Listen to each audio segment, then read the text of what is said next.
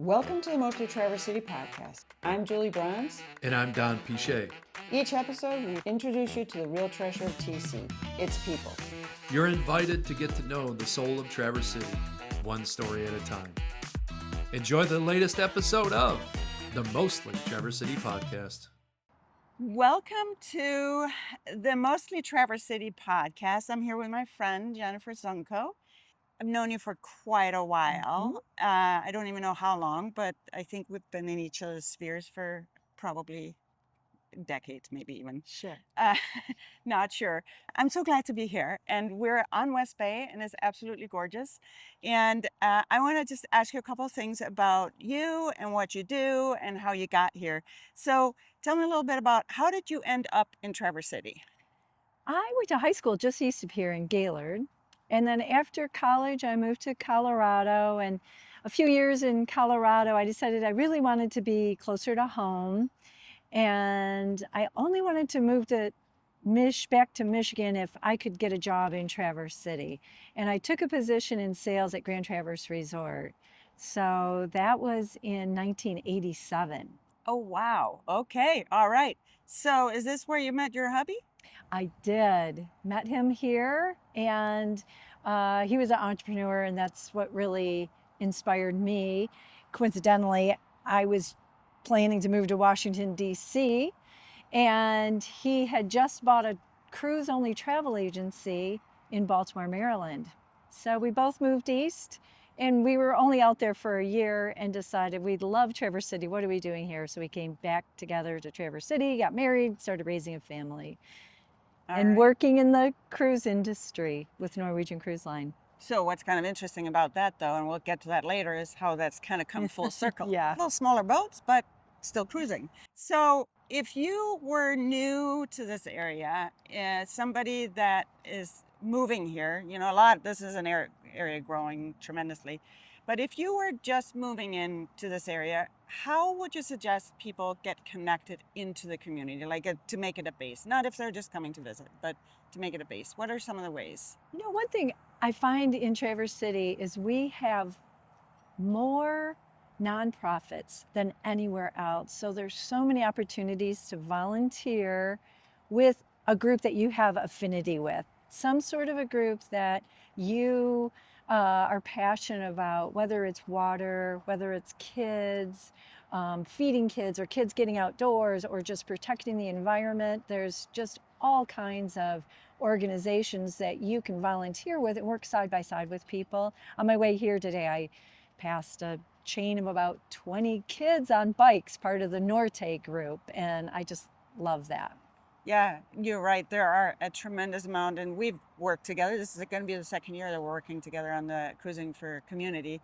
And it's hard. There are so many different things. So you're right. There's really a niche for anybody. And there's a lot of clubs, so just like the running club, the Traverse City Track Club. Track Club, and there's cycling club, yeah, all sorts of different things that you can get involved in. You did something that I don't think you do anymore for a while. You did the cycling group, touring. Yeah, I used to give historical tours on bikes around Traverse City. And that was really fun. I enjoyed it, but it was a lot of work. The entire tour was on bike around downtown. Yeah, but probably fun. There's so many opportunities, like you said. If you are coming here and, so we started out, you were talking about the cruise line out, doing in the cruise industry out in Baltimore. So we are on the Discovery, which does what? So our mission is to get more people out on the water, and also be Traverse City's only floating venue. So we have a snack bar and full beverage bar on board, and we take people out for historical narrated tours of West Bay. But then we also have a party atmosphere at night. We do a kids cruise in the morning. So we have a lot of opportunities. And the nice thing about this boat, we can hold 150 passengers, and it's very accessible every day with people with walkers, in wheelchairs, We had our first motorized scooter on board recently. Oh, wow. So we are able to accommodate all sorts of abilities and all ages too. Last night we had a private charter and we had 10 kids under the age of 7, and they enjoyed it just as much as the parents did.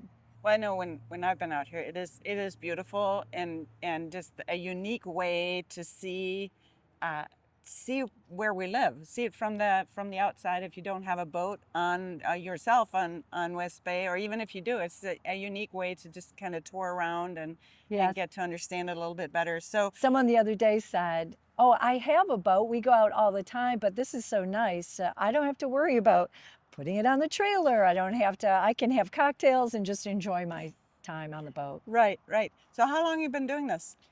It was a year in April. So April 27th, 2023, myself and 2 girlfriends bought the boat.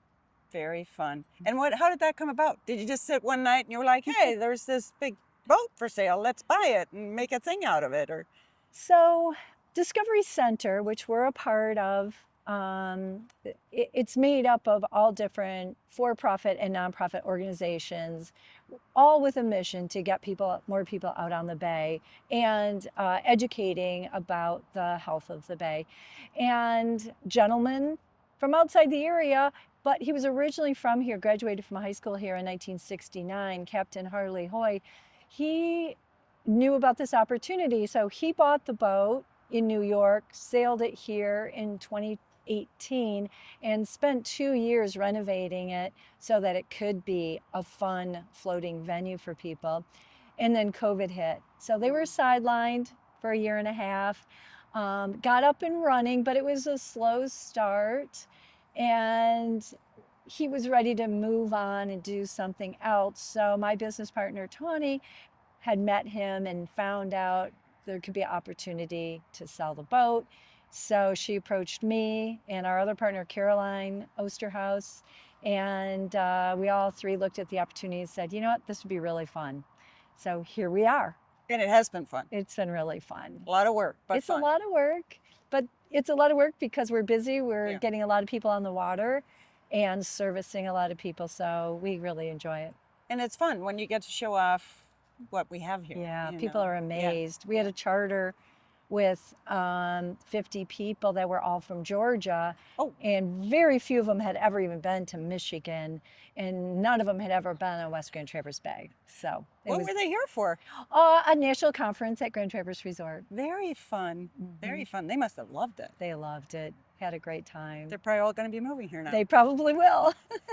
They'll be participating in nonprofits. Yes. So if somebody came here just to visit, hmm just had a weekend or a week or something like that, aside from going on the Discovery, what's something where you said you must go do this or see this or participate in? What would you say? Well, I have a hard time picking. There's 2 Okay. different things. You can have 2. One is the Grand Traverse Commons, the former Traverse City State Insane Asylum from the late 1800s. That place is fabulous. There's so much, you can spend a whole day there walking around and enjoying what they have there and seeing the history of that place.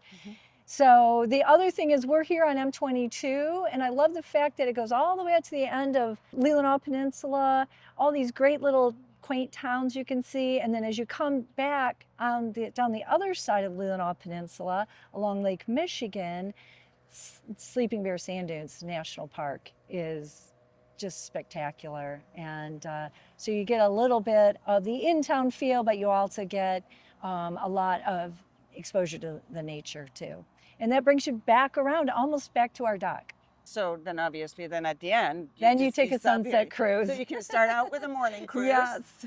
Do your tour, come back, get on the sunset cruise, and you've like made a full, It's a beautiful full day for It's a sure. full day. I love it. I love it. All right. What else can you tell me about who you are and what you do? Between us 3 that own the boat, I'm the onboard managing partner. The other 2 have full-time jobs. So quickly we realized that I was going to be the one on board every day. And I'm okay with that because I love hospitality. And every day when I open that front door and invite people on board, it's all about making sure they have a great experience, My crew is amazing. We have so much fun together, and I feel like that spills over in our guests. They recognize how hard we're all working together, but how much we really enjoy working together too. Yeah, I have to say when I've been on here, that's exactly what you see. It's a fun crew. They love what they do, and it's fun to watch you do what you do. So, but you don't sail a boat. You have a captain. I have a full-time captain, and then I have a relief captain. Captain Jack has been with the boat. This will be his 4th summer and his 2nd as our captain. Our relief captain, this is his 2nd season with us as a relief captain, and he just retired from 40 years of teaching at the local high school. So he's got a lot of knowledge of this area, and both of them do an awesome job. And great at corralling kids. He's really good at corralling everybody. He knows how to get people to quiet down and listen. For the safety instructions. Yes. That's funny. What do you do with the boat in the wintertime? So we drive the boat up to St. Ignace, which is a 12-hour trip because we only traveled about 6 knots, 6 or 8 knots, which is 6 or 8, close to 6 or 8 miles per hour.